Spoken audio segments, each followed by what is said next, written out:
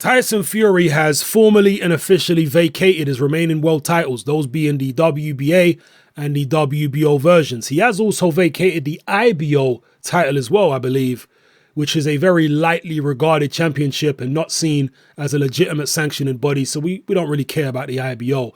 We're just going to focus on the WBA and the WBO. Now, as I stated in a previous video, to my understanding, I don't know if this is official yet, but to my understanding, Tyson Fury had some type of agreement with the WBO that if he vacates the WBO title voluntarily, the WBO will in exchange make him champion in recess, which means that whenever he's fit and ready to fight again, he will be able to get an immediate crack at the WBO title, whoever holds it at that particular time.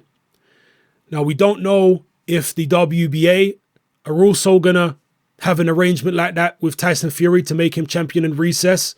And even the WBO situation is subject to change potentially, because Tyson Fury has an upcoming hearing about his alleged failed drug test for the banned steroid nandrolone. Him and his cousin Huey actually have got pending hearings in the next few weeks. And depending on the outcome of that hearing, the WBO may or may not change their stance on Tyson Fury. They might decide to say, you know what?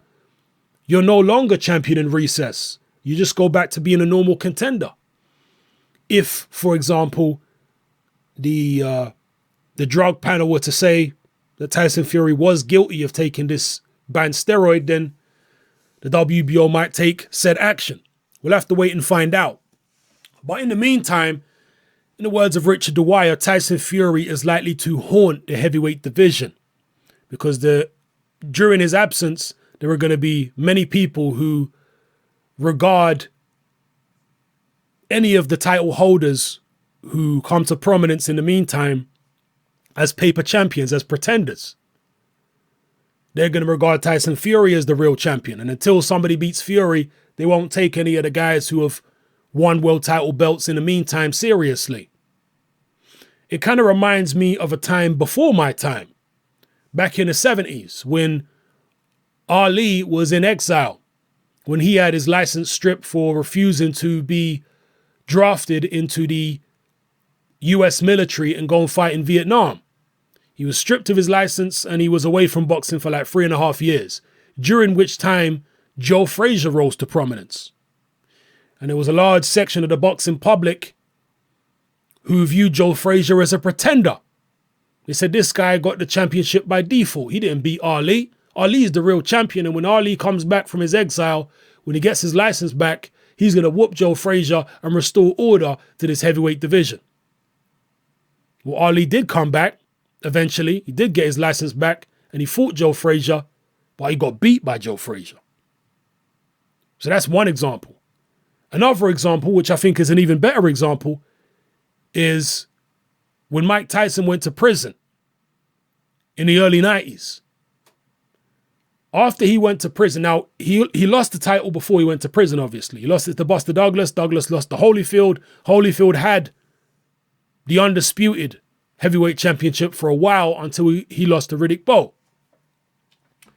And by the time he lost to Riddick Bowe, Tyson was already in prison. That was in 93, I believe. So Tyson was in prison by then.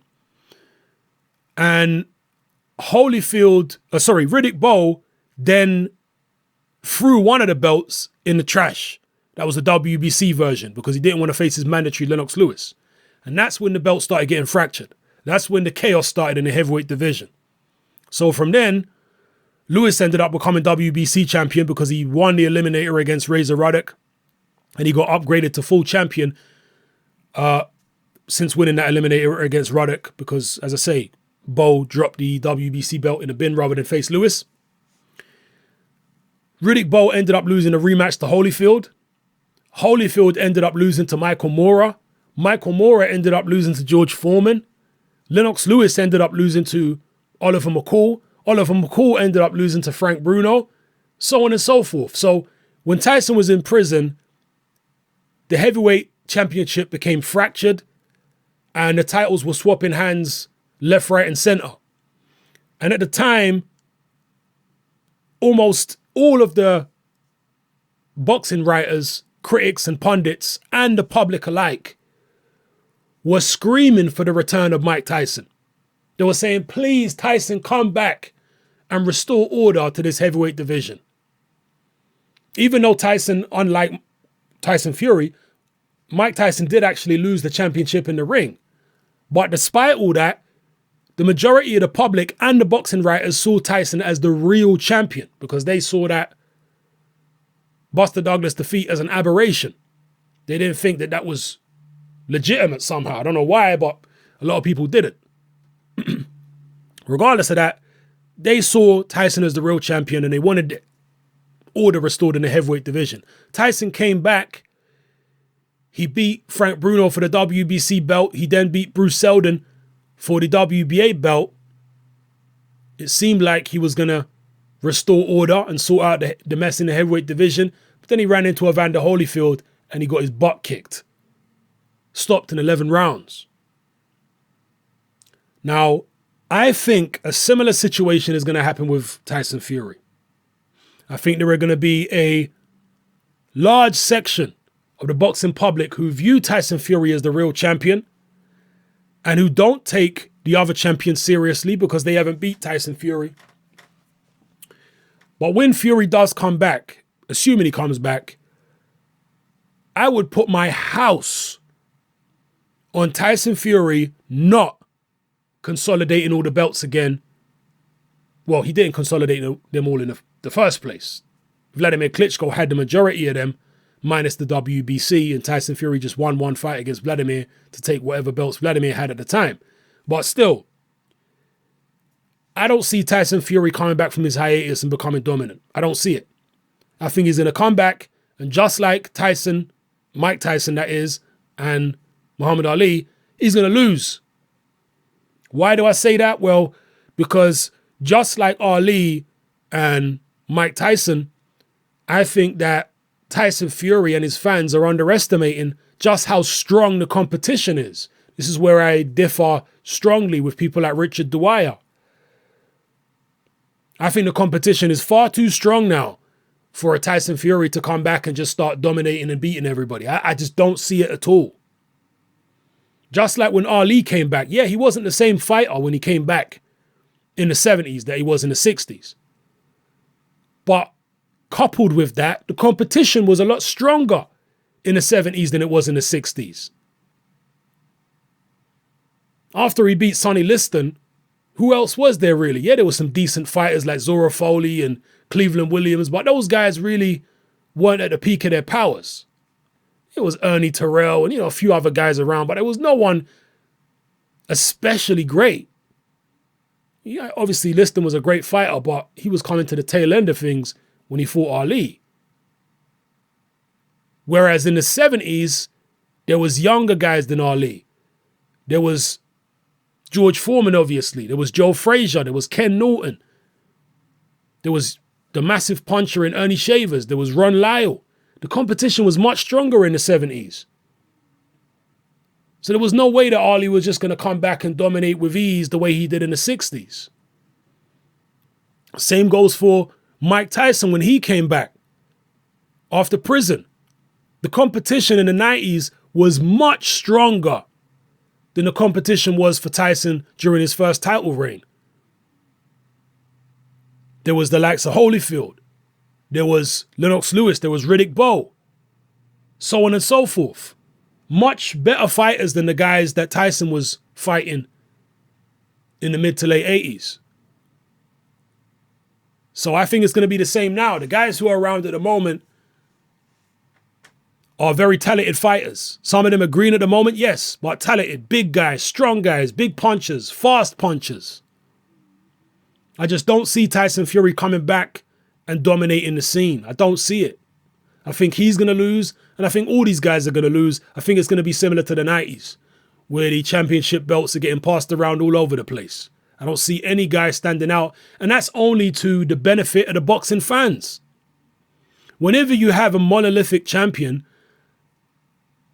who is dominating with ease, I actually think that's bad for boxing most of the time.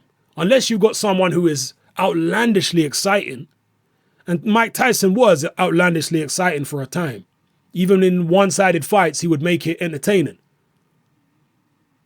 But with those, few and far between exceptions aside, a monolithic champion who's winning all his fights with ease, I don't think it's really good for the sport. You want a guy who maybe is champion for a long time, but you want to see that guy in real tough fights where he's seriously tested. And Ali's second reign as champion in the 70s was one of those kind of reigns. That's why the 70s is looked upon as a golden era in heavyweight boxing, because Ali didn't have it all his own way.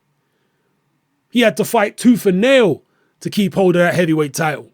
When he won it back against George Foreman, it was hell for Ali in a lot of fights. His third fight with Ken Norton, the Thriller in Manila with Joe Frazier, so on and so forth. He had loads of tough fights. And that's how I see this era being as well. Ain't nobody going to be dominating with ease at all. Certainly not Tyson Fury. Yeah, that's how I see it. I think it's going to be past the parcel with the heavyweight titles all over the place. But for now, there are going to be those who build up a mythology around Tyson Fury, who are going to say, well, when he comes back, he's just going to clean up. Easy peasy for Tyson Fury when he comes back. I don't see it happening. I think he's going to get a rude awakening just like Ali did and just like Mike Tyson did. Just my opinion. We'll have to wait and see what happens. Drop your comments in the comment section below. Let me know how you feel about everything I talked about in this video. Tyson Fury vacating his belts, being made champion of recess, possibly by the WBO. We have to see what the WBA say. We have to find out what's going to go on with this drug hearing. So let me know how you feel in the comment section, people. It's your boy Hatman. I'm out.